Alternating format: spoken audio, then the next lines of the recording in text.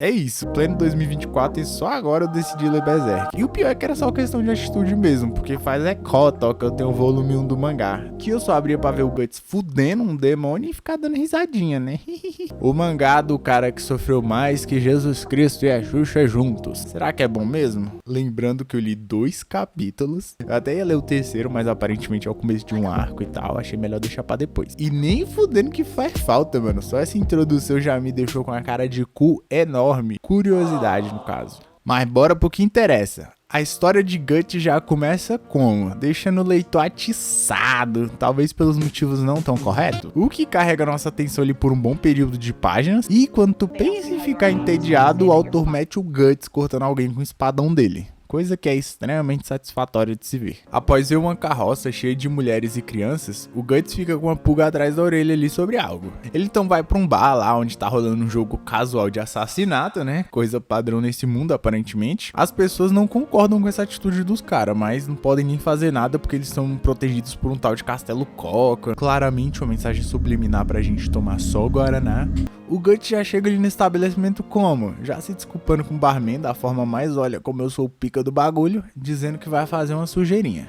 Ele então tira a famosa besta dele, ou balestra, e mata o chefe dos caras assim, ó, no seco. A gente fica que nem o povo do bar, em choque. O Guts aparentemente tem assuntos com a Coca e pede pro cara mandar um recado de que o espadachim negro chegou. Seguido de uma cena foda dele casualmente sacando uma lapa de espada e cortando o He-Man careca ao meio. Coitado do He-Man careca, coitado. O elfo que tava preso então segue o Guts pra agradecer ele e explicar o contexto daquela cidade, né? De que os caras lá do Castelo Coca fazem o que querem porque eles têm um acordo com o senhor daquelas terras. Fala que os soldados vão atrás do Guts e que ele devia fugir. O que não é muito útil, diga-se de passagem, já que logo em seguida os guardas aparecem e levam o Guts pra uma sessãozinha de spa, com direito até umas tatuagens de brinde. Mesmo sendo chicoteado, ele não esboça nenhuma reação, o que deixa o cara que tá batendo nele puto. Quando o tal senhor daquelas terras aparece pra bater um papo.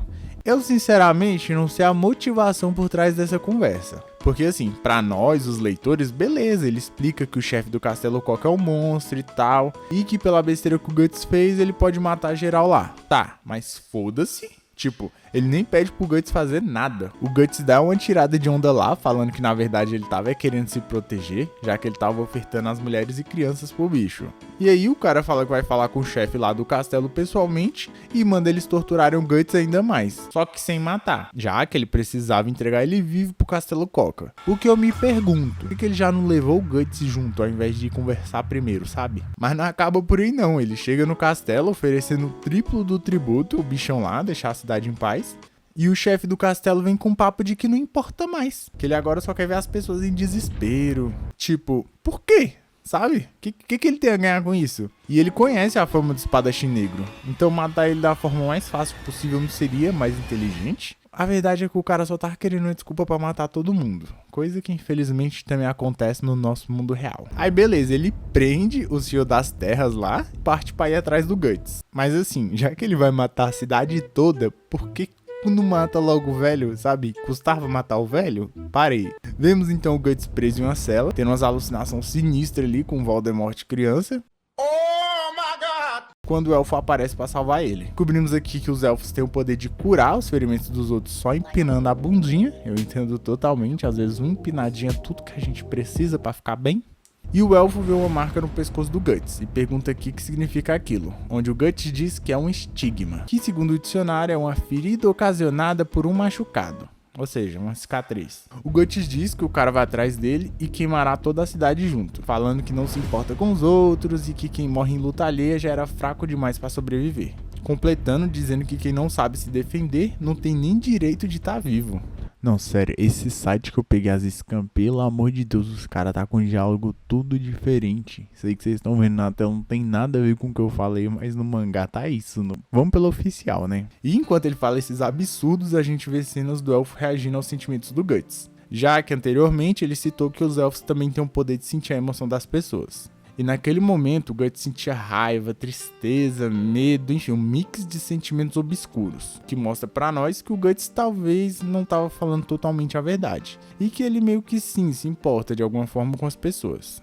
O elfo pergunta por que ele foi salvo então, quando o Guts ri dizendo que ninguém se arriscaria pra salvar um inseto. Uma cena bem desconfortável. terminando com o elfo indo embora totalmente chateado. O Guts então sente sua cicatriz doer, sinal de que o monstro estava chegando. Do ponto de vista do elfo, vemos a cidade em chamas, pessoas sendo esmagadas, o caos rolando solto, enfim, uma visão perturbadora.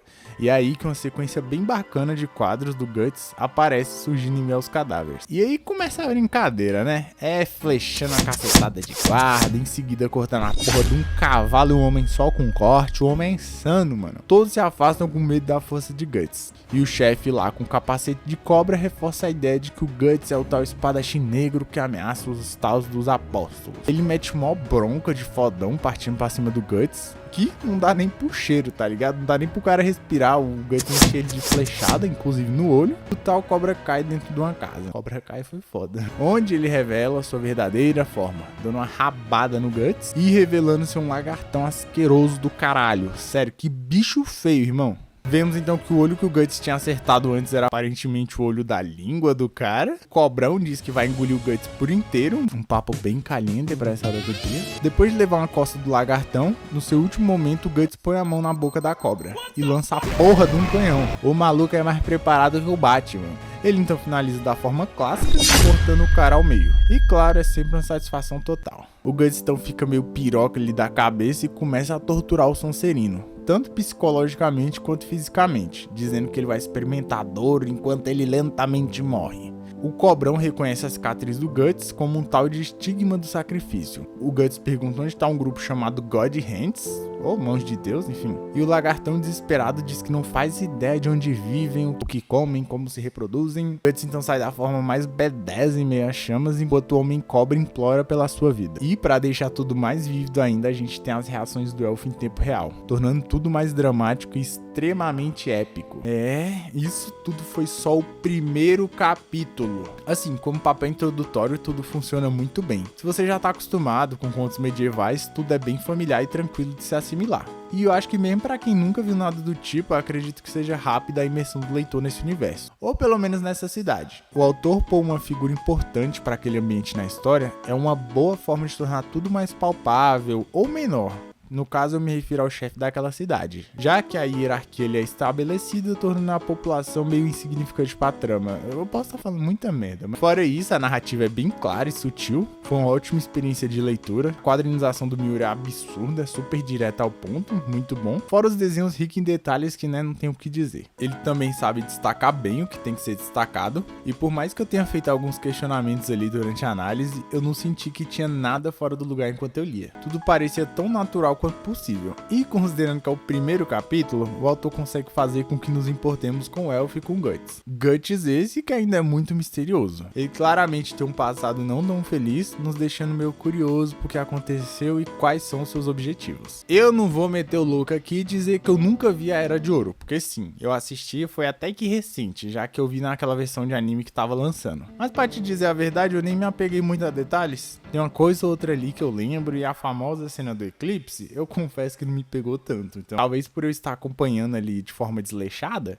ao invés de consumindo direto, ou talvez eu só não consegui ligar pros personagens. Enfim, pretendo falar mais sobre isso quando chegar nessa parte durante minha leitura. Falando do segundo capítulo, ele não tem tanta trama quanto o primeiro, ele é bem centrado, mas ainda assim é um capítulo muito bom. A gente já começa vendo o Guts sendo atormentado por um diabão lá, coisa normal no dia a dia dele. Depois vemos o reencontro do elfo com o nosso protagonista. Não sei quanto tempo passou, mas imagino que tenha sido alguns dias no máximo entre o capítulo anterior e esse. O elfo então vê o Guts todo fudido e pergunta se ele quer que o cure. E o Guts pergunta o que diabos ele quer ali. E falando em diabos, ele diz que quer ficar com o Guts pra poder ver uns demônios. É um fetiche muito estranho desse rapaz. O Guts então joga o elfo na água e diz que detesta elfos por serem fracos e que tem vontade de esmagá-los e blá blá blá. Se quisesse mesmo era só fazer, Guts. Ele então segue viagem debaixo da chuva quando uma carroça aparece oferecendo carona. O Guts recusa, dizendo que é pro próprio bem deles, já que ele era perseguido pelo capiroto. Isso porque ele disse que não se importava com os outros. O padre que tava lá na carroça então lança a cartada de tá comigo, tá com Deus. E ainda chama o elfo lá, que aparentemente pegou carona com eles também, de espírito do bem. A cicatriz dele então começa a doer um pouco e por fim ele acaba aceitando a carona. A filha do padre então oferece uma bebida pro Guts e pergunta sobre os machucados do rapaz. Ele repete que foram os espíritos malignos, onde o padre manda ele parar de assustar a filha dele. Oh meu Deus, como se a menina tivesse 5 anos de idade. Ele então pergunta se aquele pedaço de ferro é uma espada, onde o Guts faz uma gracinha dizendo que também serve de frigideira. Que bom que ele ainda tem senso de humor, viu?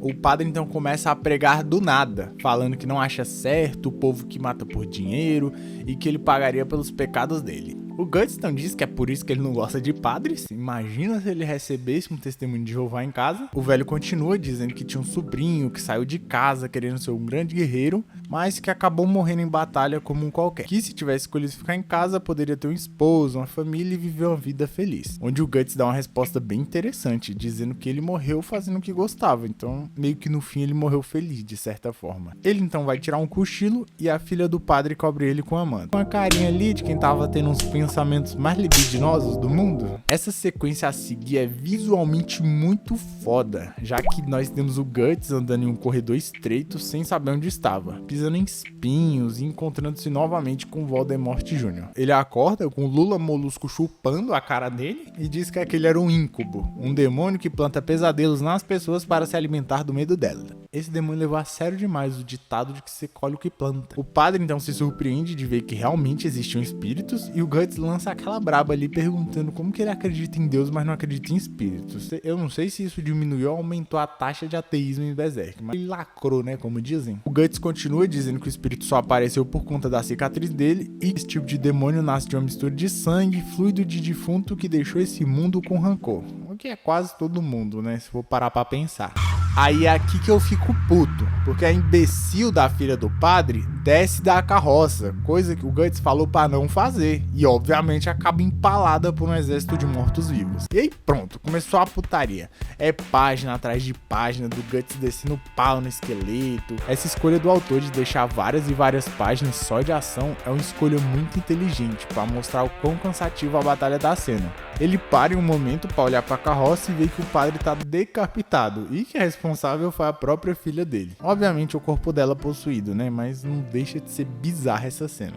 O Guts acaba sendo esfaqueado por ter abaixado a guarda, mas no fim ele faz o que tem que fazer e corta a garota ao meio. Coisa que, diferente das outras vezes, aqui não é nada satisfatório. Ele começa a passar mal enquanto tem que sobreviver aos monstros. É uma tensão enorme, mano. Quanto mais ele matava, mais aparecia. E depois de muita luta, ele finalmente permaneceu de pé, com o elfo em prantos observando aquilo tudo. Ele então vê que o Guts está totalmente abatido e com sua habilidade ele percebe que o Guts estava se culpando e diz pra ele que não foi culpa dele.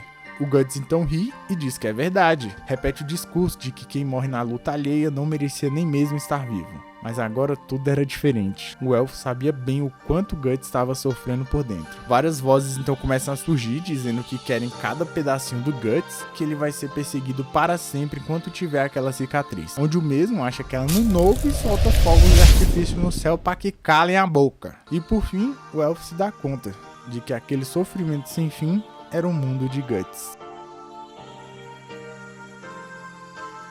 Sério, que capítulo, hein? Porra! Só foram 2 capítulos, mas eu já tô totalmente entregue. É angustiante ver essa perseguição que o Guts sofre, nos deixando mais e mais curiosos pra saber como que tudo isso começou. E claro, mais ainda, quando isso vai acabar. O Miura continuou com a qualidade do primeiro capítulo aqui, eu diria que ele consegue até trabalhar melhor o desenvolvimento dos personagens. Claro que por conta do background que o primeiro deixou, agora é mais fácil trabalhar nos personagens. A arte continua linda, não tem nem o que falar, a narrativa bem bacaninha. Enfim, um começo extremamente positivo. Eu já consigo até ver porque que as pessoas mamam tanto Berserk. Eu não duvido que eu mame também muito em breve. Guardem um pedacinho desse espadão do Guts que eu tô chegando. E é isso. Se quiser que eu continue, dá uma força aí de verdade. É muito importante pra mim. Vamos interagir, beleza? Valeu!